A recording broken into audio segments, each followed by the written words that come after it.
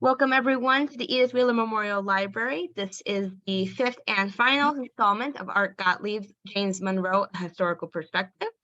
I would like to take a moment to thank our co-sponsor for this program, the Monroe Historical Society. Now, without further ado, please give a warm welcome to Arthur Gottlieb. Hi, everyone. Let's see. Just fixing my clock here. Hold on. Good to see everyone today. Well, that went fast. This is our last session already. If anybody's got any questions about James Monroe or the legacy thereof, as far as what we've talked about, go ahead and stick it in the chat room. And of course, if you want to, you can contact me directly, or you can contact the library, and they'll get whatever questions to me as fast as possible, and I'll respond to them. As I mentioned in the first lecture, my purpose with these types of programs is to give people a historical perspective of a specific snapshot in time. In the case with James Monroe, as a person, from everything that I've read, he's not somebody who jumps out off the page, like, I don't know, like if we were talking about Franklin Delano Roosevelt, or we were talking about General Patton. These are personalities. These are people who have a whole shtick that goes along with their personalities and the way that they handle whatever it is that they're doing. James Monroe was a person in time that seemed to be a fairly competent administrator of his post. And I think that he is, compared to some other of these colorful personalities, sort of unremarkable in a sense. And I don't mean that in a derisive way, you see. And it's one of the reasons why James Monroe and the tenure that he had as two-term president, but he was so popular, was because there wasn't a lot of drama around. And as I said, that was helped a lot by the fact that at the end of the War of 1812, his opposing party, the Federalist Party, the people of New England specifically, had literally collapsed as a party. Right, and the emerging Democrat Republicans, later on to become the Republicans, officially with, of course, Abraham Lincoln. I mean, so Monroe didn't have this massive counteroffensive of an opposing political party at this particular juncture. So therefore, because things seem to be pretty settled down, people enjoy that. People always have enjoyed that. And I remember in the 1990s when supposedly the end of the Cold War with the Soviet Union, which is the way that was the metric of saying that we've defeated communism at that point. China yet had not emerged on the world power, on the world stage, as somebody who was going to be in an adversarial position to us. So we had this sweet spot for like 10 years during the 1990s. So you had the internet phenomenon of the 1990s. You had Bill Clinton. You had what we would call the peace dividend, and so was a good time. That was a good time for most people anyway. It was a sweet spot, right between the end of the war with communism, or the Cold War in Europe at least, and the beginning of what came to be termed as the War on Terror. Right, which was, officially launched, I guess, on September 11th, 2001, you see. And in many cases, Monroe's tenure as president was like that, as I've mentioned to you before. It was a sweet spot at the end of the War of 1812, where finally this huge thing with Great Britain was resolved. You see, and the United States was now on a firm footing as, master of its own fate and in a settled place on a real plateau, you see. And it was before the American Civil War. So even though there was stuff happening, there was this sweet spot there. And so I think that that comparison is really accurate. Most of our history, most of world history actually is without those sweet spots, you see. I think the mistake that people make today, not just today, but, you know, in our own perspectives of what our own politics should be or not be, is that we're saying, well, why is this, all of this noise, you know, and why is there all of this rancor, et cetera. That was really has been the case with us since the beginning. And the periods of time that have been those sweet spots have been the exceptions, you see. So I think that wherever people got the impression that we're all just supposed to be just happily getting along and we all have the same viewpoints and we all think that everything should be going the same way and our ideology should be the same, and therefore people yearn for that as if there was a problem or something's broken, I think that's kind of a misnomer. What the American experiment has given us has been actually the ability to disagree. And that freedom has not given us the freedom from disagreement. It is giving us the freedom to disagree, you see. And that comes with a great responsibility and it comes with anxiety. And I think there are many people that I meet on a daily basis that just don't really want that kind of anxiety, see, which means automatically you turn over your power to some other larger structure that's going to make decisions for you. And then everybody's supposed to just sort of like get in line and just think the same. And then we're all happy, right? If you want to look at the largest political fight in American history, that between, say, for instance, the Jeffersonians and the Hamiltonians, I mean, these people were at each other's throats big time. And it happened during our first administration, George Washington's administration. And you really had the kind of divide that we bear the legacy of today. Right as soon as our Constitution was written, and we started acting as though we were our own country, you see. And James Monroe is a product of that also because he had actually sided with one of those two parties. And that was, of course, to become eventually the Republicans. So James Monroe had felt, in this case, as a Jeffersonian, that he was of the opinion that government should be of a limited size and that the individual states of the Union and the individual person within those states should have the maximum benefit of not being interfered with, you see. And that was the Jeffersonian legacy, you know, sort of like this large agrarian, rural, self-sufficient populace, right?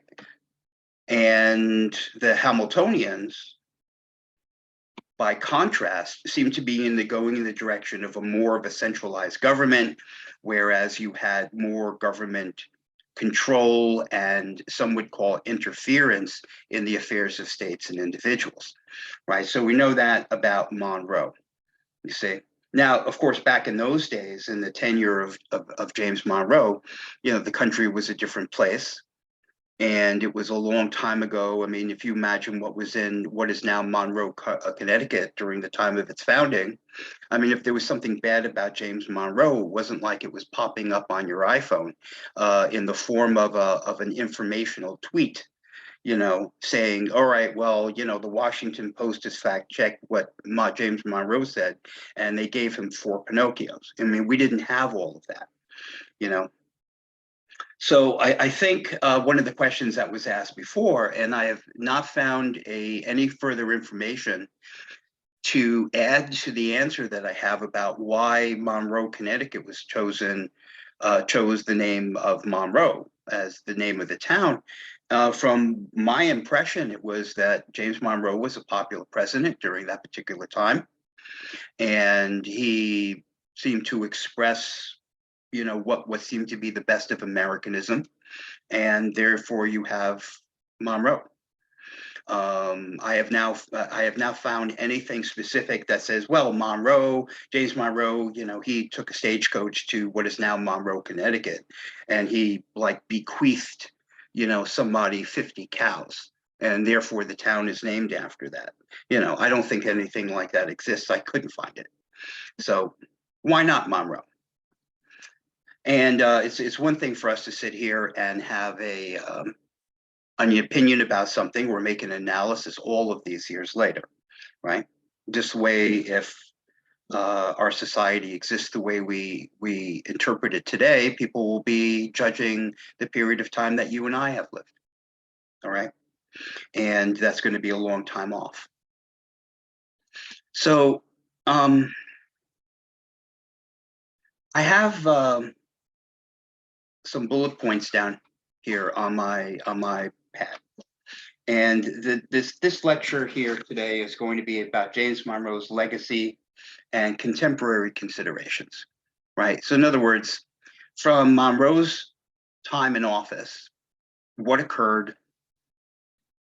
by either Monroe directly or the consequences of his administration, and how did that bear fruit to this day? You see, now I've given you already in our lecture series the most salient points I thought that came out of all of this. And the two things I'm going to choose to talk about today are going to have to do around the legacy of the Monroe Doctrine, okay? And also I want to talk about James Monroe's a point of view about what should be done with emancipated former slaves. You see, these are two things that are very, very large topics, and we only have, our hour and a half, as you know, goes by very rapidly. And I was like, what can I talk about here that's going to give my audience a real impression of how important this period of time was that James Monroe was president?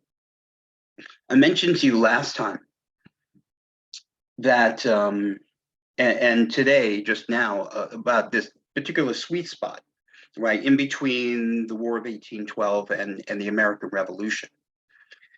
And this was really the first time where the United States was standing on a platform where it was really flexing its own muscles as far as its own sovereignty as a nation. And this was very, very diffuse. So you had different ideas about what our nation should be and who should be included in it. The wordings by Jefferson and the editors of the Declaration of Independence would suggest that all men are created equal, as stated, endowed with certain inalienable rights, right?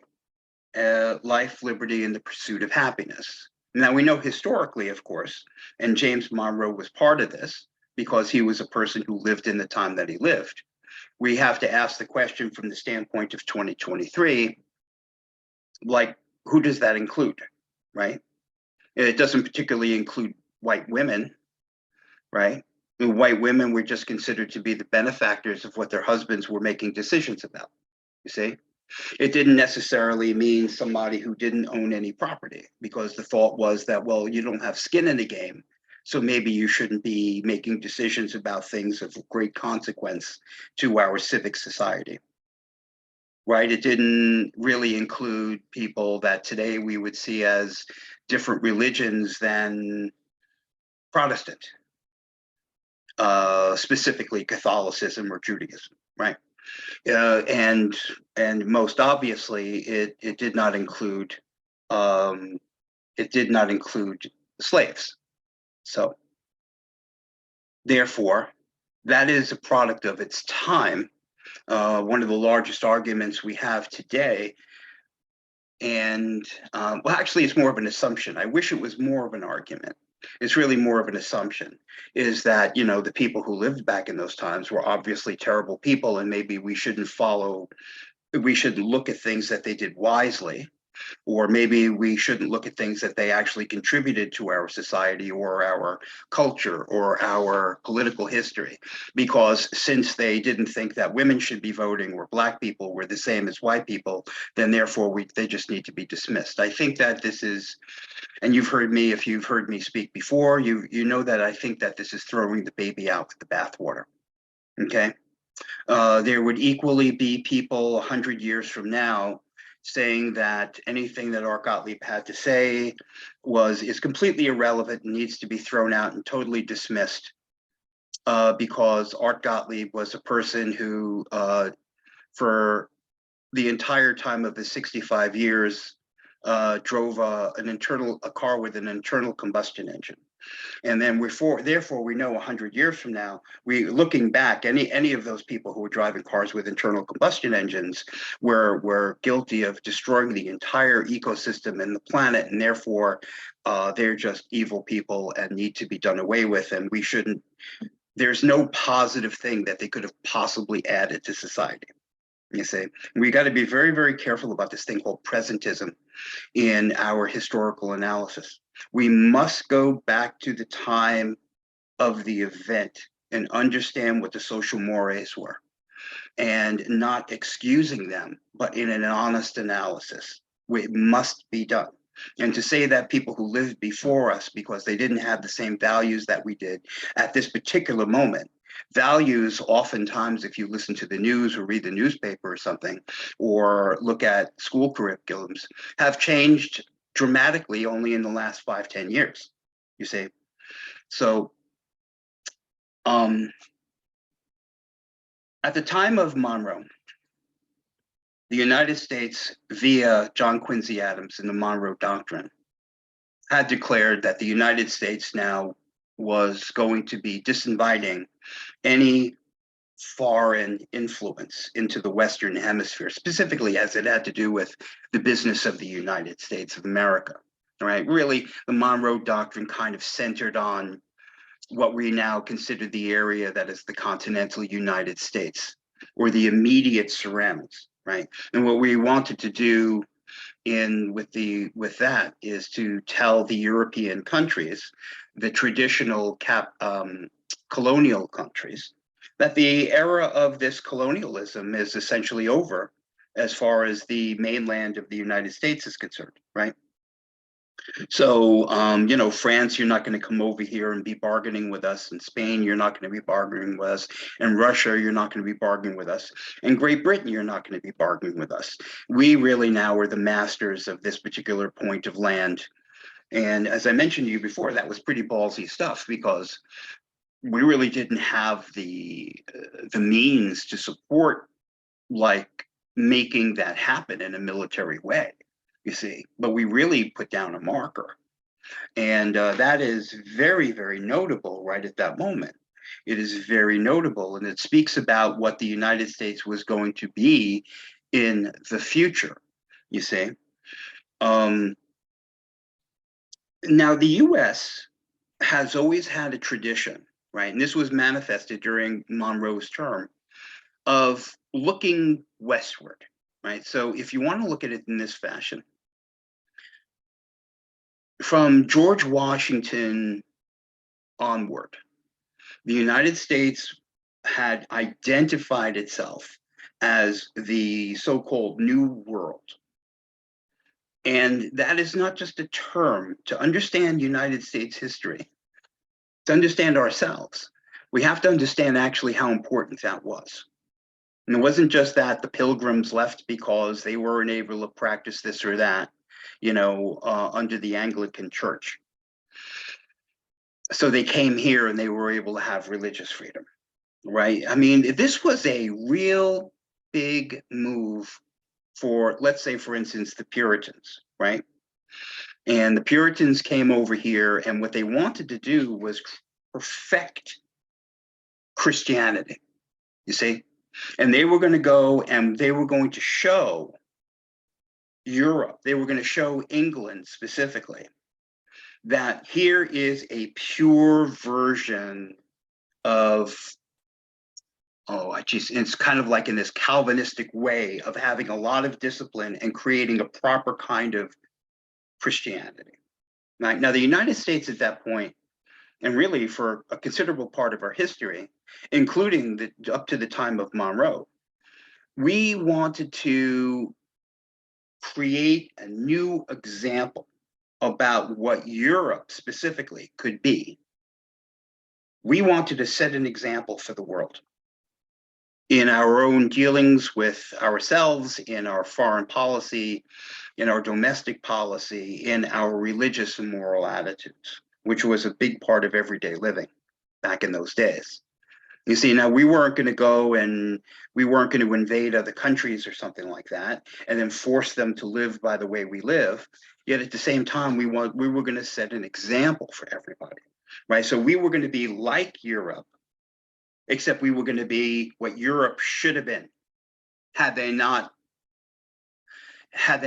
been so unable to control their being at war with each other constantly, right? And that sort of thing.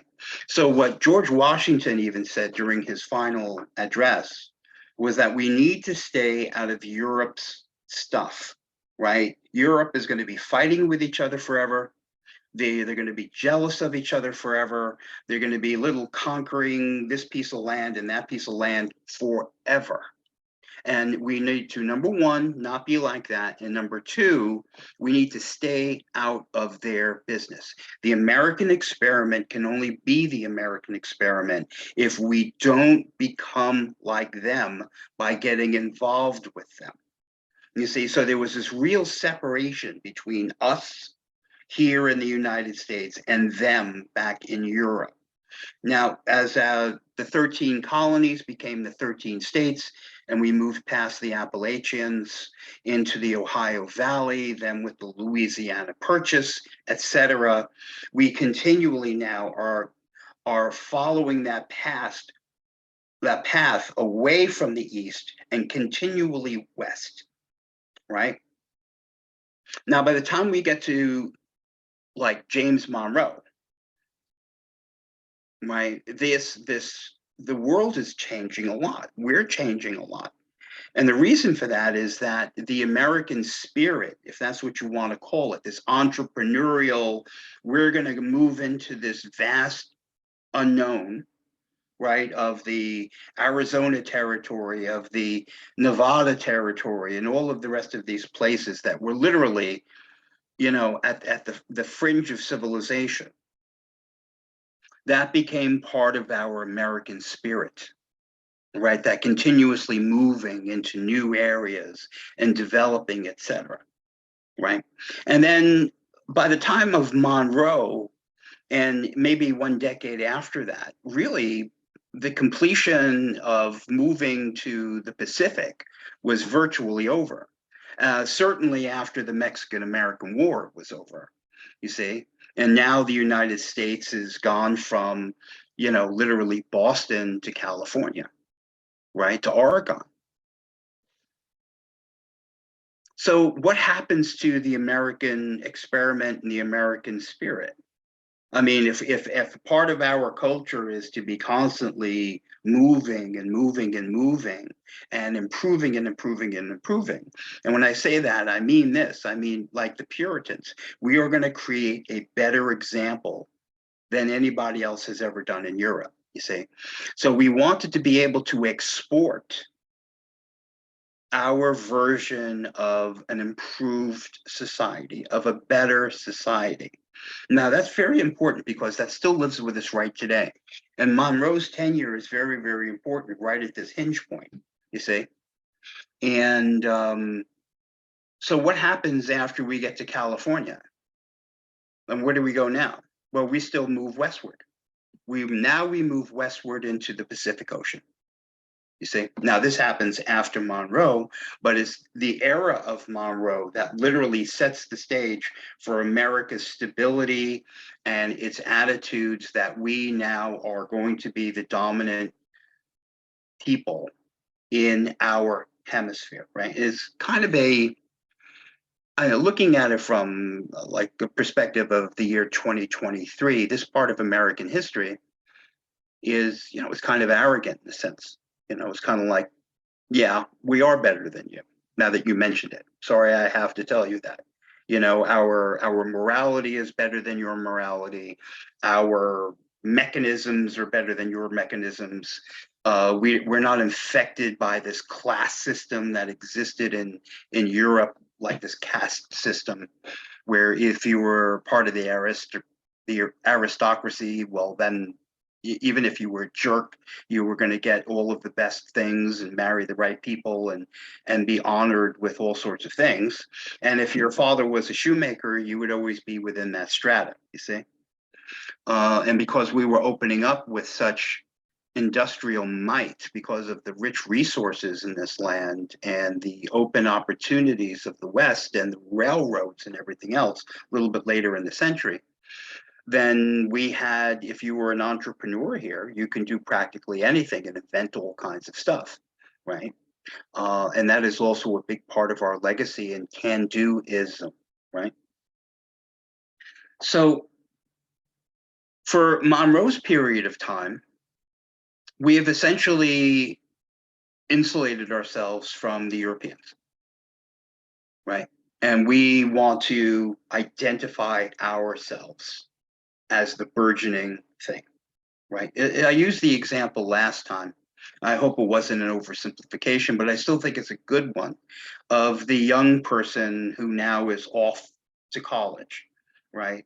And, you know, and I think I was like this a little bit, you know, it's, you know, and you come back and you're filled with facts and you're filled with figures and you're pretty sure that you're smarter than the people around you, you know?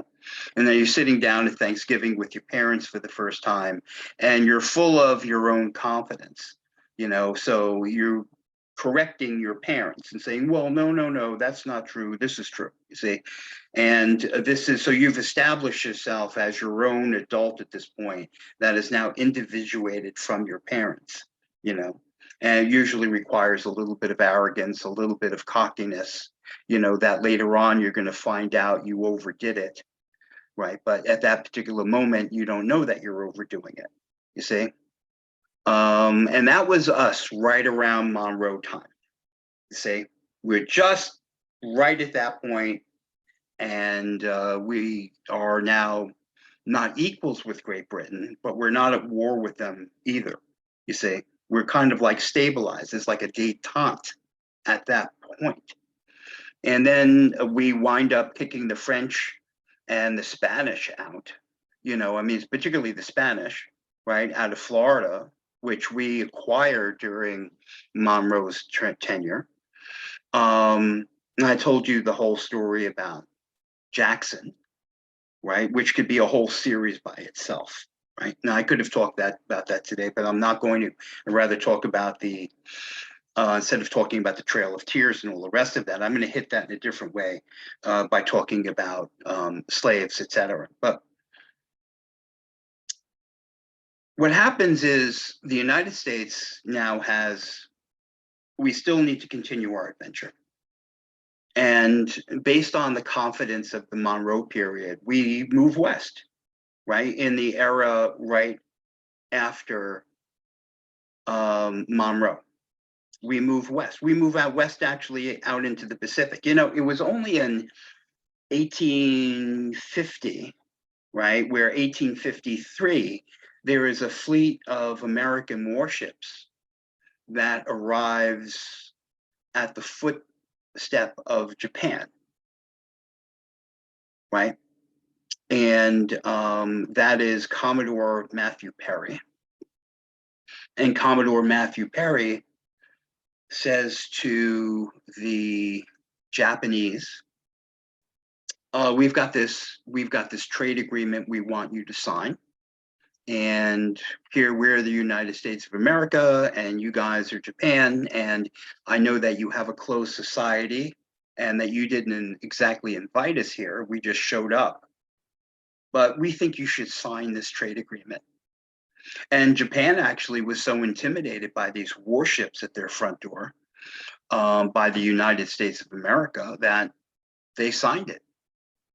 And it literally was a massive, it was the biggest hinge point for Japan. We literally went to Japan and woke them out of their you know, feudal slumber. And they were never going to be intimidated like that again. So here, right after, in 20 years after Monroe, we're already now going to other countries and actually using what later on was to be termed gunboat diplomacy. All right, now what gunboat diplomacy means is that you're not necessarily shooting the place up. The point is that you're going to intimidate the hell out of people by showing up with a heavily armed warship. And it doesn't matter what culture you're from or what your education level is to understand that if you're looking down the barrel of the gun, what may actually happen next, you see? So, with these ships right there and Tokyo Bay, the Japanese actually signed off. And the reason why we did that was it was a combination of this kind of sense of American exceptionalism, American, we are right, and it is our responsibility to go now internationally and kind of have our way with other countries. Not that we want to take over other countries or stick our flag in them, because we needed to differentiate ourselves from what we were complaining was the traditional colonializers, right? The Great Britons, the France, the Portugal, the Spain, the Italy, even, to go around and literally just show up and stick your flag in the ground and say, well, all of this belongs to us now. You say, we were going to do it differently. This was now the new enlightened way to be an expansive America. And that was to actually say, well, here we are. Here's the deal. We hope you'll sign while you have all of these guns behind you, you see? And it's very intimidating. Today, of course, we would see something like that as capitalistic or expansionistic or abusive from the standpoint of imperialism, right? And but we had redefined it because we weren't actually just showing up and killing everybody and sticking our flag in the ground, you see? Now, that's one example of moving out to the Pacific. Now, this is already by the 1820s, the 1830s, right, which is right there at the end of Monroe's tenure.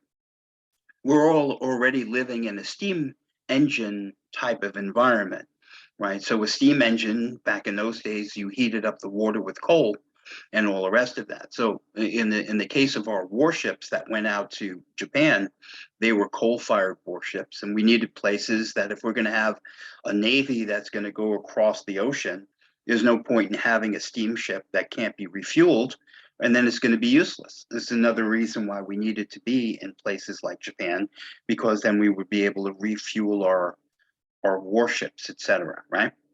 And so the Industrial Revolution and the need for actual fuel for our ships changes foreign policy, because you must be able to secure enough stations to coal your ships, or your navy is useless, you see? Now, so we've got the closing of the American frontier. So we move further west, right? And we're still, Europe is far behind us. We're really not interested in Europe, We want to focus on our own continent. Another reason why we need to have trading agreements with other countries internationally is because the United States, as an industrial power now, has created a market. Well, it didn't create a market. We were looking for a market for our goods, right? So we have all kinds of stuff. We've got the agricultural products of the South, cotton, tobacco, different things like that. And you also had industrial machinery that was being created by the industrial north of the United States. And, certainly in places like Connecticut, right? The gun industry and everything else like that. I mean, you had a tremendous amount of industry here in the New England region. Before electricity, it was very important to have these waterways coming down like we have in a hilly area which we certainly have. So the water potential runs from positive to negative, and you could run water wheels, etc. And after the invention of the steam engine, well, then of course you don't have to be right next to a source of flowing water for power. Yet this was still an excellent place to have an industrial base because we had skilled labor and we had access to markets via our waterways, which are the rivers, Long Island Sound, and the access to the Atlantic Ocean, certainly access to New York City via the Long Island Sound, right?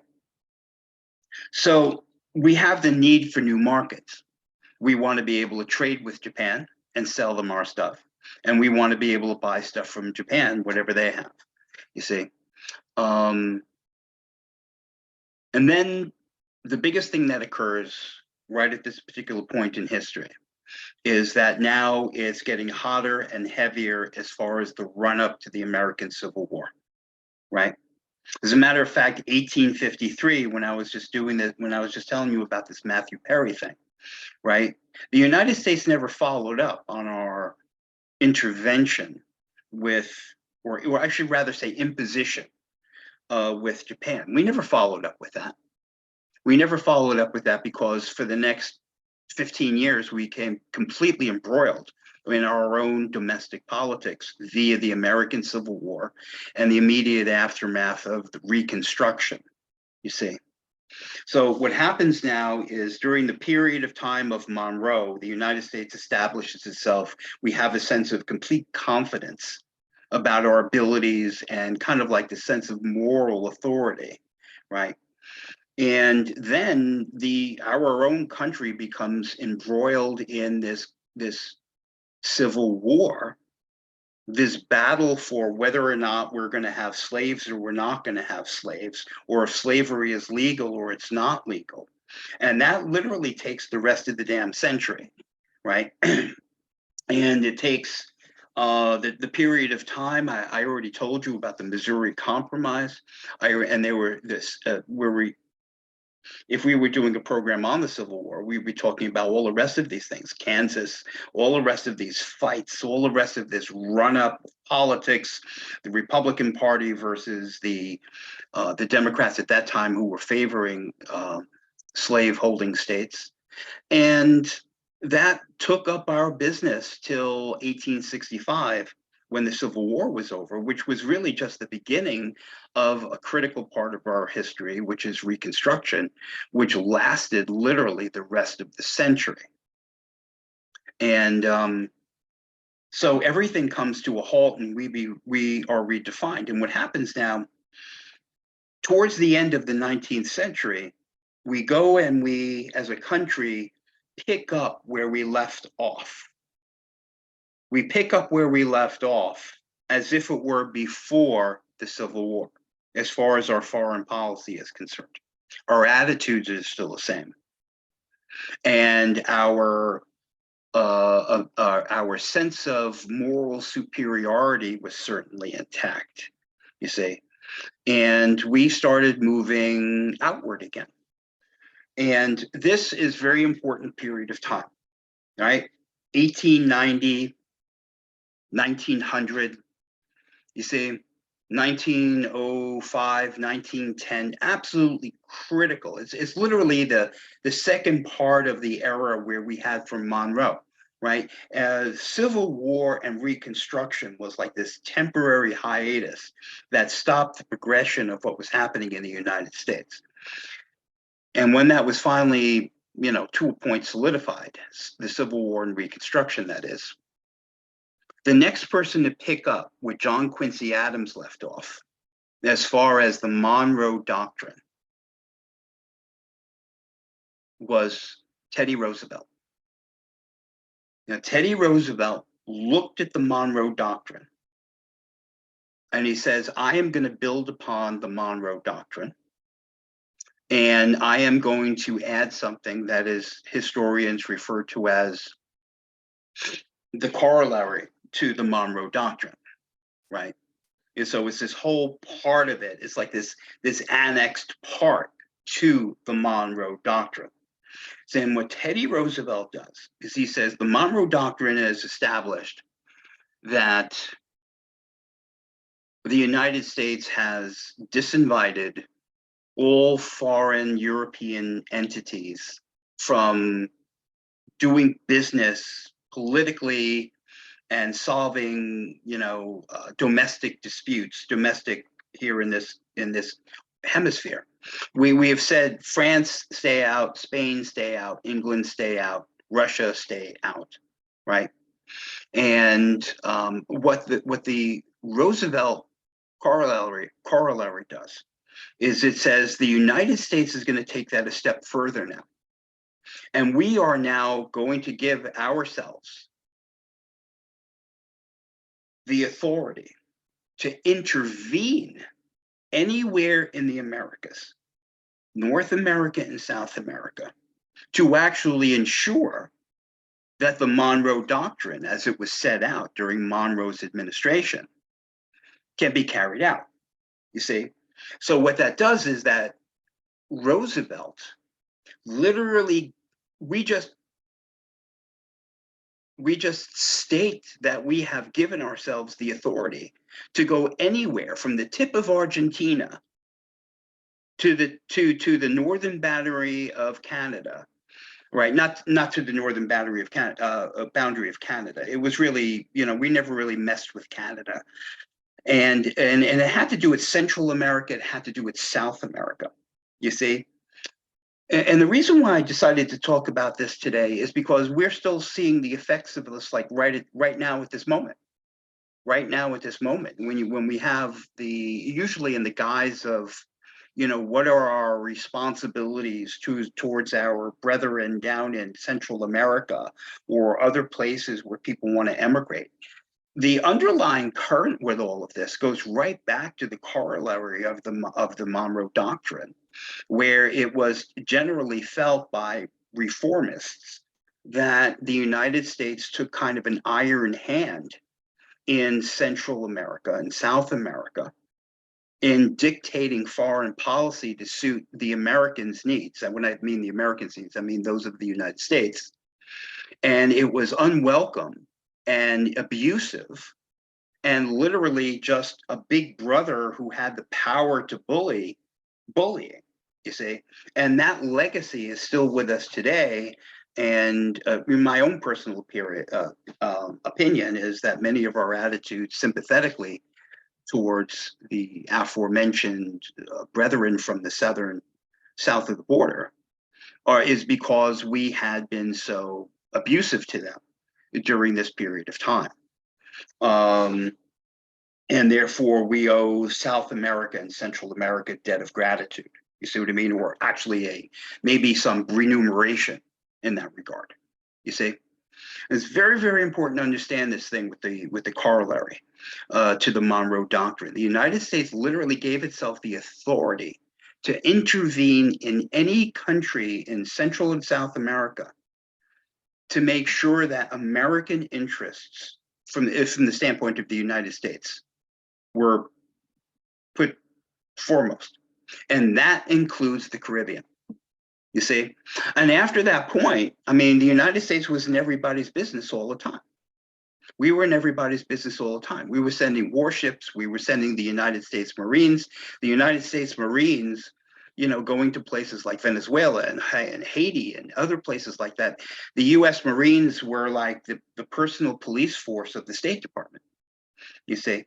And this kind of thing, I mean, I never hear this stuff talked about anywhere, but it is obviously important if we're trying to understand our own, vis-a-vis position with others in this regard. And this comes directly from Teddy Roosevelt's interpretation of the Monroe Doctrine. And he wanted to make the Monroe Doctrine more effective and more applicable, and by just literally changing it. And so, there we have that. Now, that was actually going to remain our policy for a very long time until the I think it was Calvin Coolidge. And then later Herbert Hoover and say, listen, man, I think we've taken a step too far here, with this thing with the Monroe Doctrines corollary, under Teddy Roosevelt. It's a little heavy-handed, even by the standards of the 1920s and the 1930s, to have literally impressed our will to this degree on sovereign nations that never asked for any kind of intervention whatsoever, you see. So then we backed off on that. We backed off on it.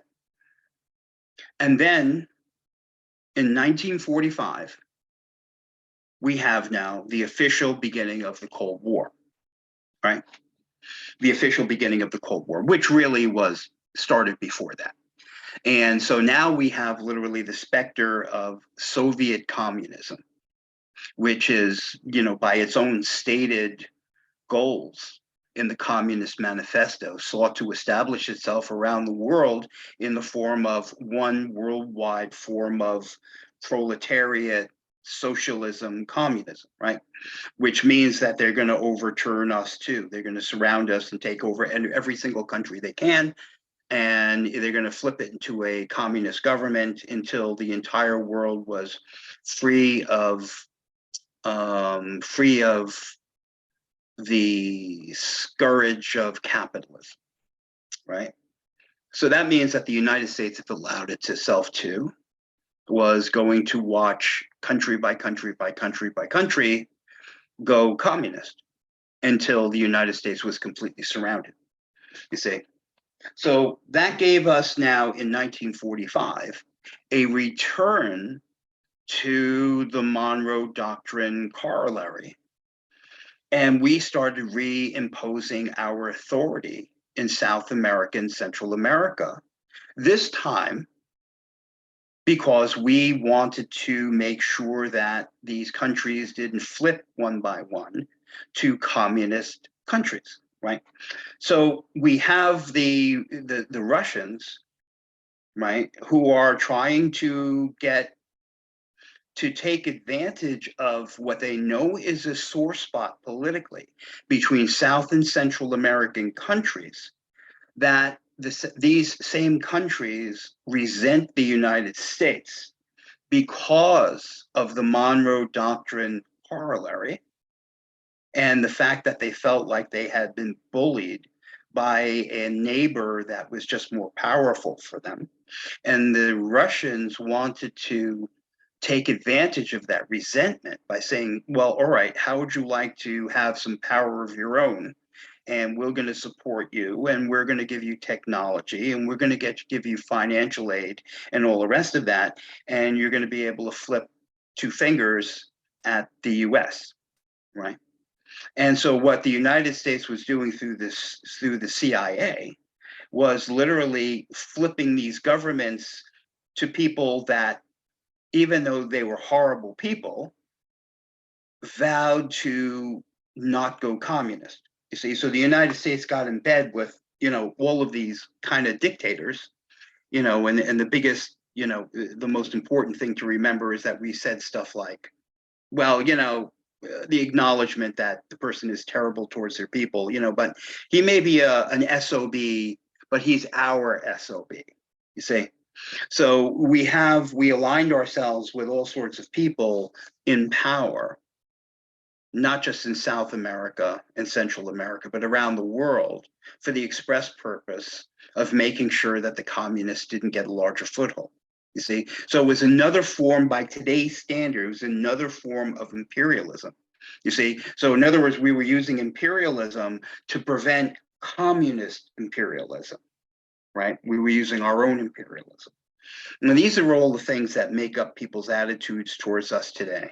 And it just needs to be put in context, I think. It's kind of like taking a salad, and what we're doing is I'm reaching into the salad and I'm separating the lettuce from the tomatoes from the little artichoke hearts. And here's an olive. You see what I mean? And we're looking at them kind of, as individual components before it goes back into the salad. And so we're kind of right back in the same place where we were, in a sense, as far as that's concerned. And like I said, after Soviet communism was over, well, we really didn't have to worry about that again, you see?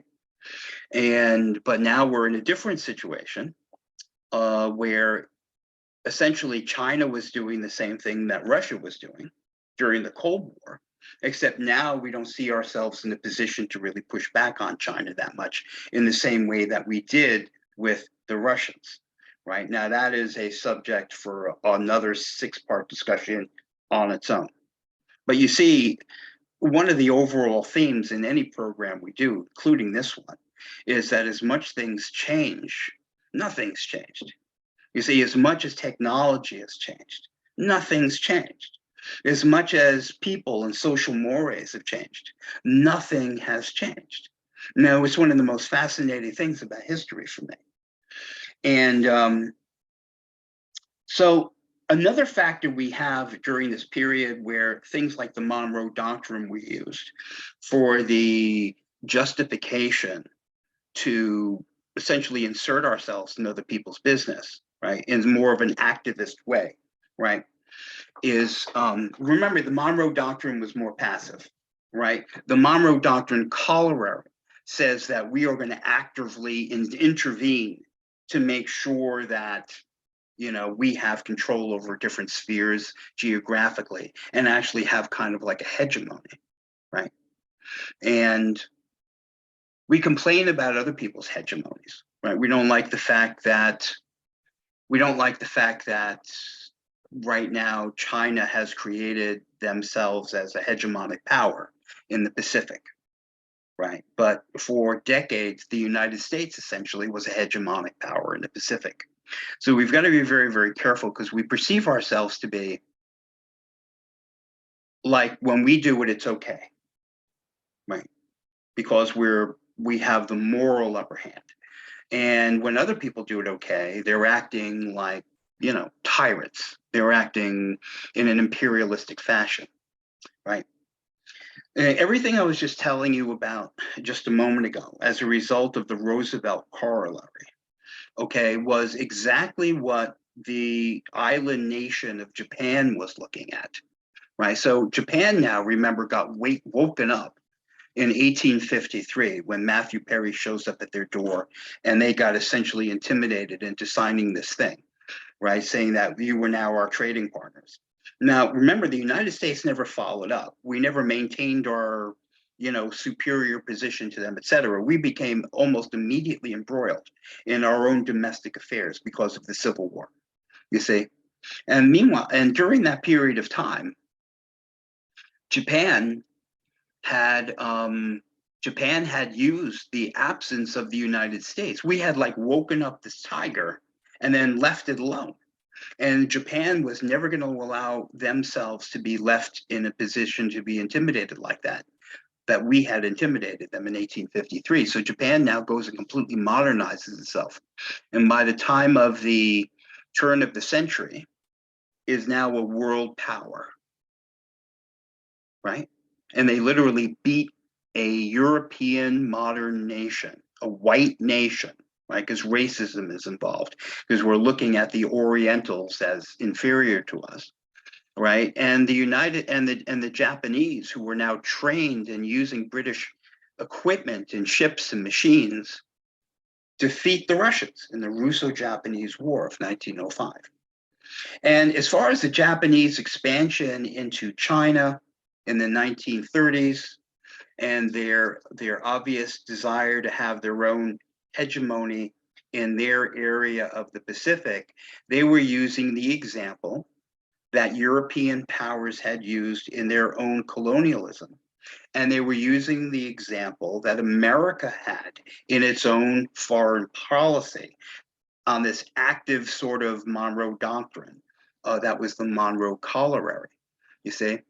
And so as far as Japan was concerned, well, if the United States can move abroad and have all of this influence, right? And the Europeans can have everywhere surrounding Japan all of these colonies, right? And Japan was surrounded by European colonies, including the Philippine Islands, which was now an American protectorate. Then Japan said, well, why can't we do it? And when Japan said that, well, why can't we do it? We saw their actions as illegitimate and hostile and unrightly, invading and influencing the foreign powers that they wanted to have control over. You see, the run-up of World War II in the Pacific is the Japanese were using the hypocrisy card on us. And I'm sorry to say that it is actually accurate.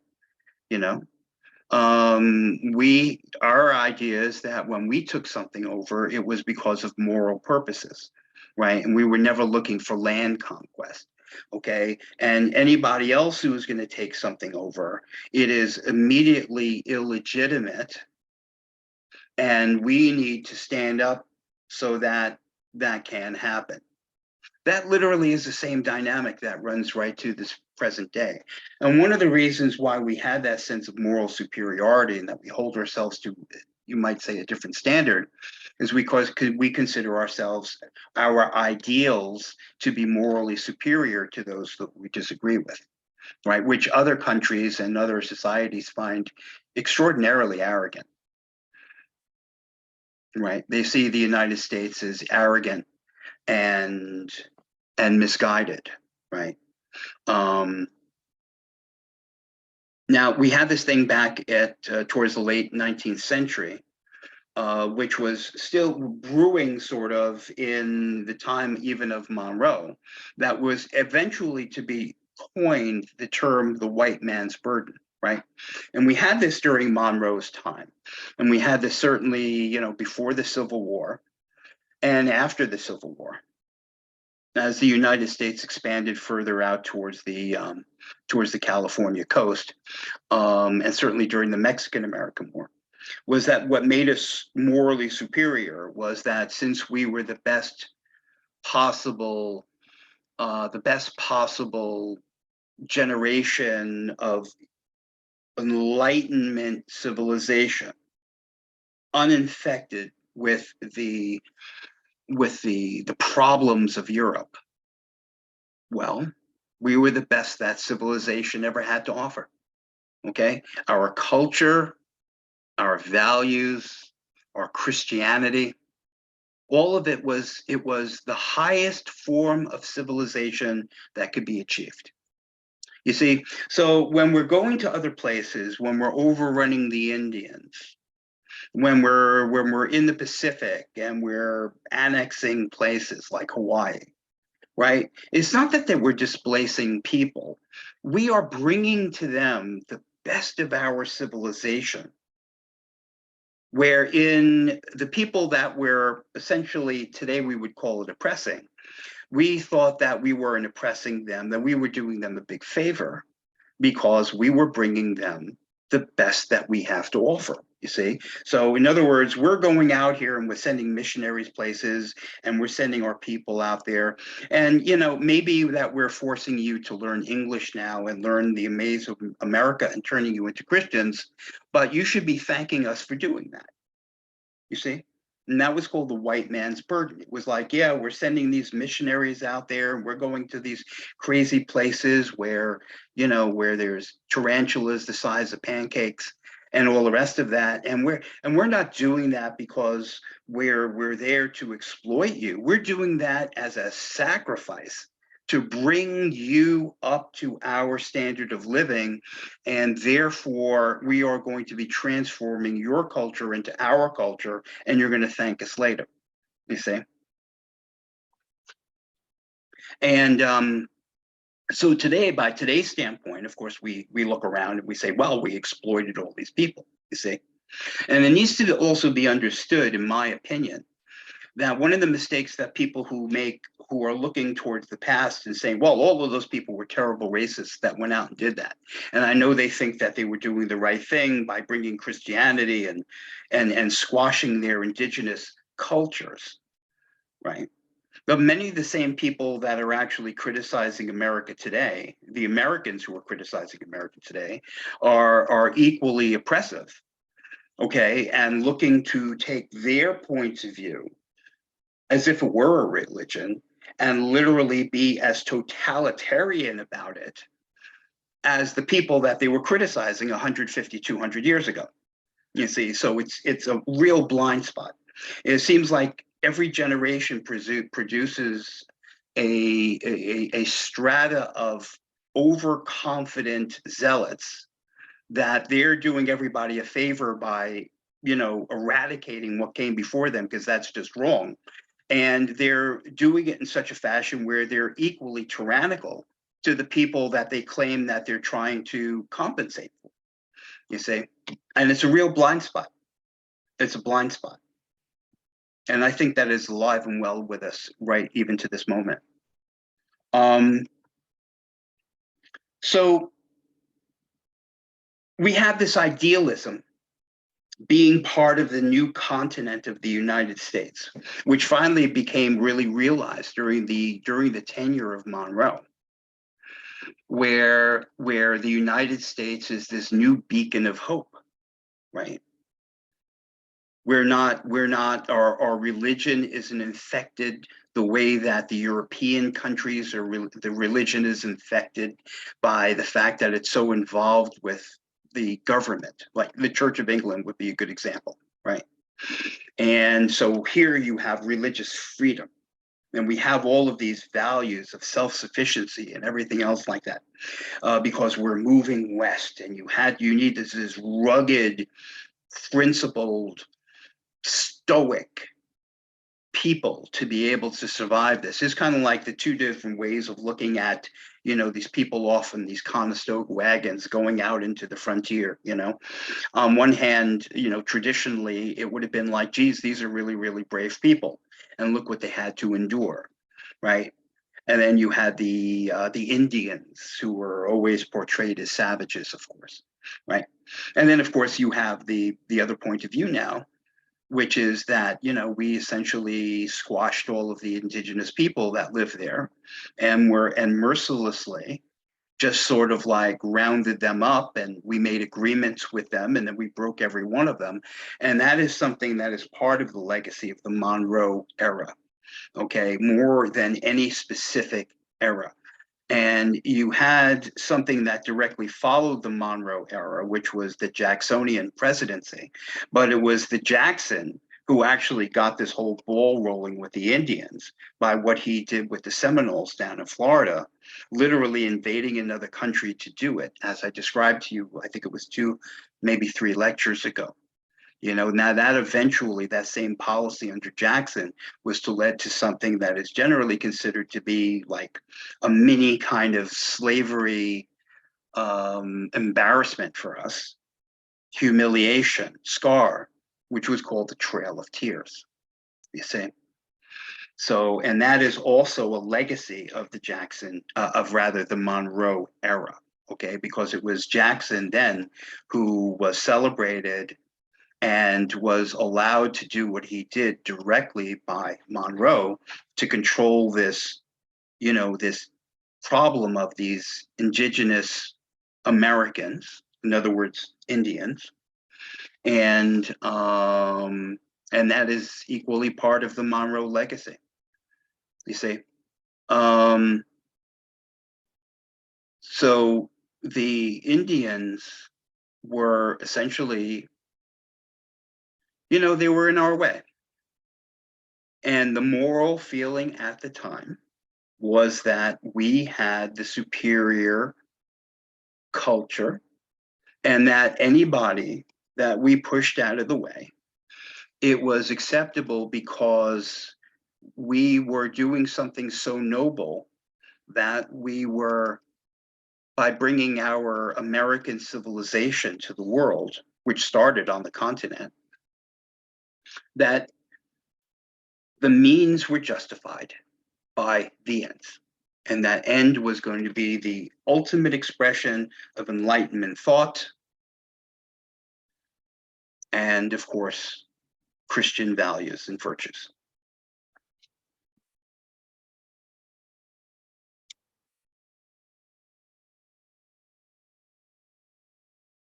Now, to this day, the United States, if you want to draw like a vector out to everything we're talking about, right? So we went from Monroe, we went out to the corollary of the Monroe Doctrine, and our expansionism from the standpoint of idealism, as well as force behind that idealism. You know, it was Teddy Roosevelt who had the Great White Fleet, you know, which were technically, by the way, those warships were all obsolete, but it didn't matter. I mean, for the first time, you know, you had this mass, like 15 battleships steaming in a line around the world, announcing that the United States had arrived as a world power, right? It was extremely decadent. We were showing, it was a show of force that we have the coal, we have the time, we have the money, we have the resources to literally, for no reason whatsoever, take 15 gigantic warships and just sail them around the entire world, stopping everywhere, just to show that we can do it. You see? It was a real show of wealth and power and resources. You know, it was like that kid that I told you about, and everyone says, "Well, you're going to be a loser. You know, don't take that job, take this job. You know, and if you do that, if you go and you start working in your garage and you're going to be building computers, right? You know, like Steve Jobs or something like that. You're going to wind up on the street.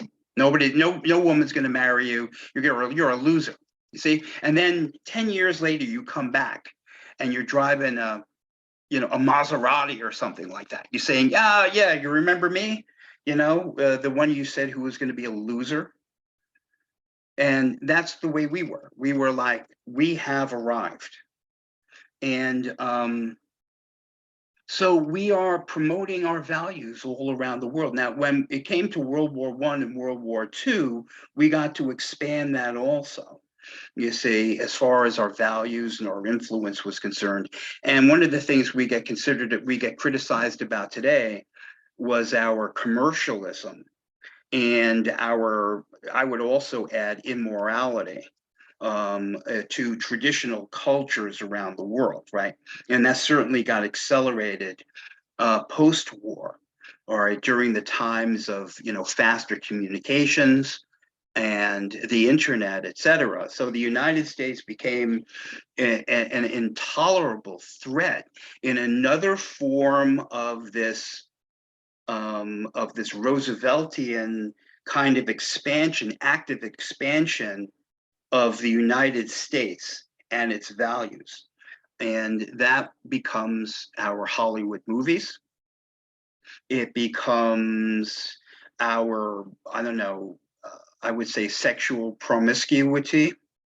It becomes our slang. It becomes all of our cultural changes that have occurred since the 1960s, which many of other cultures around the world did not want to have imposed on them because the world became smaller because of technology. You couldn't get away from it anymore. So if you're a traditional culture, like, like an Islamic culture, you don't want your daughter watching young girls her age running around with what seems to be no clothes on, you see? And that becomes now an existential crisis to those countries and those cultures, that their way of life is literally being destroyed or threatened into oblivion because of this American culture, you see? And but we have this moral upper hand where we still think that, well, everybody would be happy to be able to be infected with us, because after all, who wouldn't want to be us, you see? And all of this is a direct line right through the Monroe Doctrine, to the Monroe Corollary, to what all of the other things I was talking about, into a different technology age, you see, where we still feel as though, like when we were sending out missionaries and we had the moral upper hand, because after all, who wouldn't want to be the greatest civilization? Us. You see, who wouldn't want to have our values, our things? Now, even though our values and stuff have changed, the arrogance hasn't changed, you see? And so we still are pushing our point of view and our social mores as if it was an external product that everybody should adapt, just because we're so self-confident that our way of thinking and doing things is obviously superior. And everybody who doesn't agree with us is behind and needs to come up to speed. And we are going to set the example once again. We're going to set the example, like back in the Monroe Doctrine time. We're going to set the example of a superior society, and everybody else is going to take the cue, right? Even today, I was reading a story this morning about Rahm Emanuel, who has been appointed as I think it's the ambassador to Japan, and the Japanese are giving him massive pushback because Rahm Emanuel is force-feeding the Japanese to accept the American social mores now on transgenderism and gay and lesbian rights and things like that. Now, I'm not taking a position on those things. I'm just saying that he is literally pushing a foreign country to do something to be in alignment with what United States is saying to Japan is something they have to do. And if they're not doing it, they all must be biased racists. You see? So this is literally an extension of everything I'm just talking about, right to the present moment. And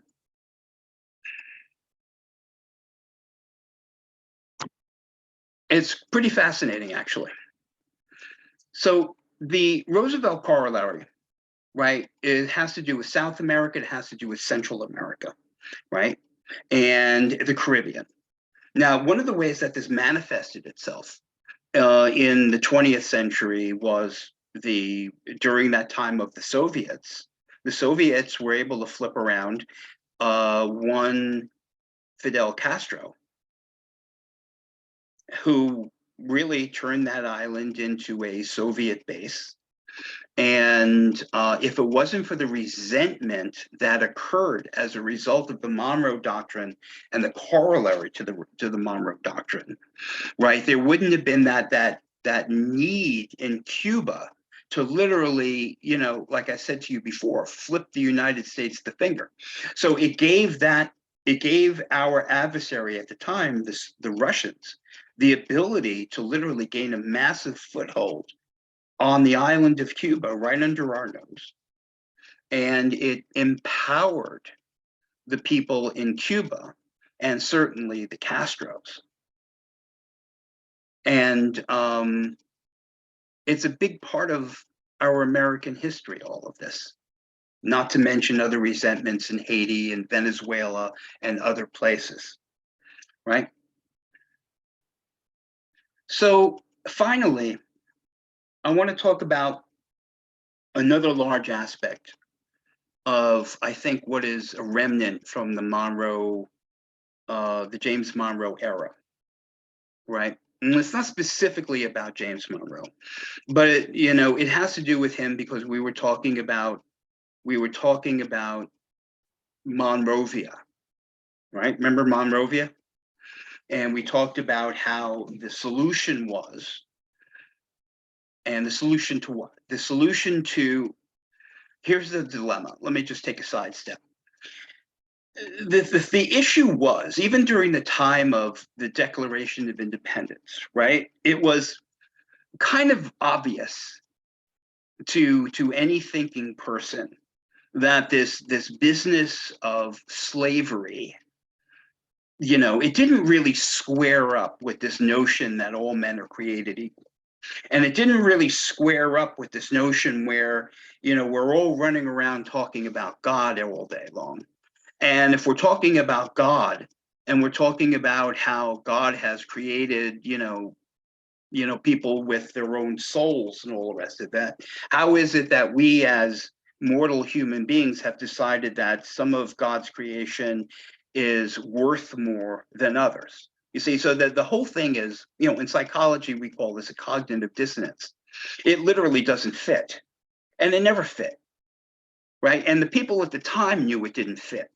You see, thinking people did. I mean, then you have these other people who are just, they're so enamored with their own racism that they feel such a sense of moral superiority or just physical superiority that they're perfectly comfortable with having an Untermenschen class, you know, and a class of people that are literally there, that are subhuman, that are there to do your bidding, you know. And some of the tensions, of course, that we had before the Civil War came from these religious revivals in the United States, you know, especially in New England, where people were like, look, the closer you get to God, or the actual a real interpretation of God, right, as much as anybody could do that, it becomes flat out hypocritical to say that I, as a creation of God, I'm superior to something else that's a creation of God, right? It's always been a problem. I mean, it's one thing if you're talking about cattle or livestock, I guess, you know, or you're talking about, you know, fauna or plant life, you know, where we have to, you know, like cut down plants to eat or kill a cow to eat or something like that, right? Not to say that you're never going to catch me killing an animal. And but it's another thing to take somebody who, despite their color of their skin, essentially is basically a person like you see? And it's hard to square that. And it became increasingly hard to square. Now, the people like in the founding fathers, like we're going to talk about, remember I was telling you about Monroe was sort of a ideological descendant of not Roosevelt, rather, but Thomas Jefferson. Now, Thomas Jefferson, the actual writer of the Declaration of Independence, and albeit, by the way, it was heavily edited, okay, the Declaration of Independence, but no, nevertheless, it's Thomas Jefferson was the author. He himself, we all know, and one of the central criticisms of Thomas Jefferson was that, well, all right, here's this guy, and you know, Mr. Free and Equal, and you know, he's got slaves. You see, so I mean, this once again, it's like it's like a central hypocrisy. You see, and I suppose if you want to look at it, we've got a lot of those examples even today, and all the rest of that, where you have what will, you know, I guess in psychology the best term would be a rationalization, right? I know this is wrong, or maybe this isn't an ideal situation, but somehow it's all right because, you see. And you know, I mean, that's good. Those rationalizations are going to be with us, you know, until we're no longer human and we're just all products of artificial intelligence, I guess. Okay, but as long as we're still humans, you know, we're going to have these kind of paradoxical situations. So, but the thing is with Jefferson is he felt that even though slavery was wrong, right, this whole generation of people felt as though it was just going to somehow peter out on its own. And then let's say that it did peter out on its own, which of course it didn't, okay? And it's also another argument. You might say, well, if the Civil War didn't happen, then maybe it would have petered out on its own, but that's highly speculative, right? And that's where that argument lies. It's just a speculative argument. Okay, but the thing here is that let's say, for instance, that, I don't know, Black people just became emancipated.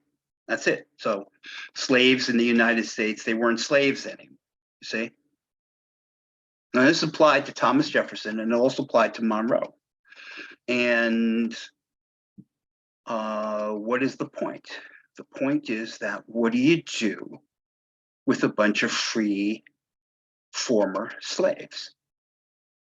Right? Do they just get the right to vote and move next door? No, that was not it for Monroe, as it was for Jefferson, that the best solution for this was to put them on some ships and send them back to Africa or somewhere. How about the West Indies, right?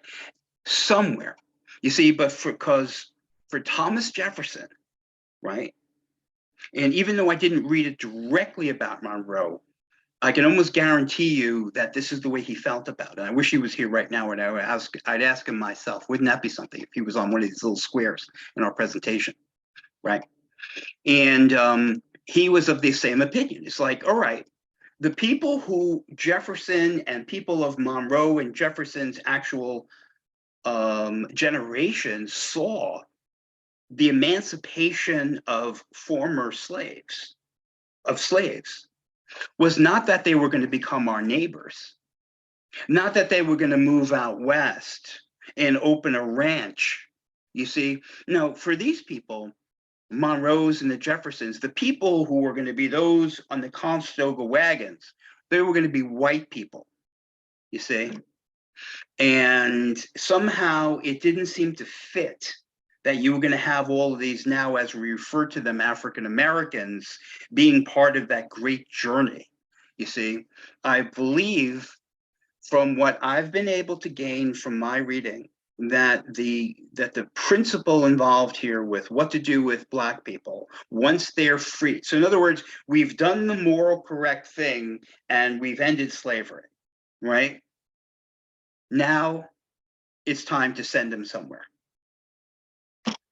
And we have that, of course, which the biggest manifestation of that came from James Monroe himself, right? During the government funding that went to these, what we would call today, NGOs, non-governmental organizations. I don't think they had that term then. And the funding from the president and from our national government, and literally these expeditions out to where in Africa we could purchase land to actually take Black people and literally, we would have used a term like repatriate them back to their homeland, you see? So whether or not that was considered the moral thing to do because Black people would feel more at home with other Black people, I mean, your guess is as good as mine here on this one. You know, the kind of, you know, from today's way of normalcy in thinking, we would have to crawl out of the limb here on speculation. But from my understanding of what I've gained in my reading about this particular period and James Monroe, not to mention Thomas Jefferson himself, was like, yes, slavery is morally wrong, right? And we will somehow, this is going to be eradicated one way or the other.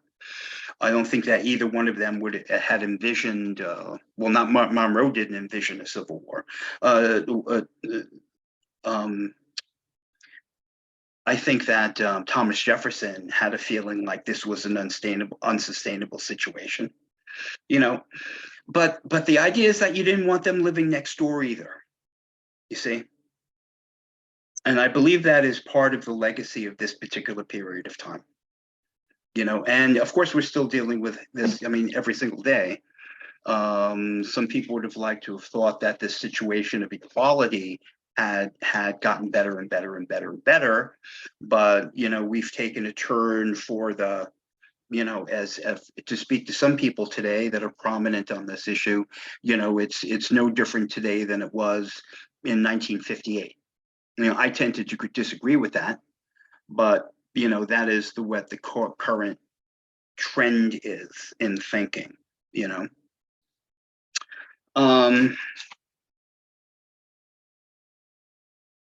And that's what I've got for you. I just want to give you just try to put some of this in context from this period of time, you see. You know, and you have a lot of different situations where things got put on hold. Like I was telling you, you know, where the position where the United States was before the Civil War. Then it was like this massive hiatus for the Civil War. Then after that, we tried to pick up on that. And that it actually included, you know, foreign policy, et cetera, because we had already now had the whole continent and we had via technology, steam engines, which could then drive ships considerable distances, et cetera. Not that they couldn't go considerable distances with sails, you see. You know, when you have a lot of different situations and cultures that had a certain hiatus, it's like in China, the nationalists and the communists were at war with each other, seeking for this dominance, right? This zero-sum dominance. One was going to win, one was going to lose. And that would have occurred in the 1930s had it not been for the Japanese and the intervention of World War II, you see. And then that lasted, obviously, till 1945. And by 1946, 1947, the Civil War was back on, you see. And then by 1948, 1949, the communists had won, right? So there's, our Civil War stopped what was going on. And then it picked up after that with a different technology. And then, like in China, that Civil War had stopped, intervened for World War II, and then picked up again to a final conclusion in 2 years, you see. And that was just something that happened in our own period of time. I'm glad we were able to talk about this period of time around Monroe, because it's really sort of a spot in time that people don't look at very closely. And I think that every single decade in American history has something to offer. And instead of hammering, certain time stamps and details, I like to put things in context so we understand why this period was important and how it tied into the period before it and what it meant for the period after that. And I hope I will be able to do that with you during this series. There's a couple of things in the chat room. Is our host was still with us? No. Yes. There she is. Hold on. Hi. Chat. Okay, so we have 2 people.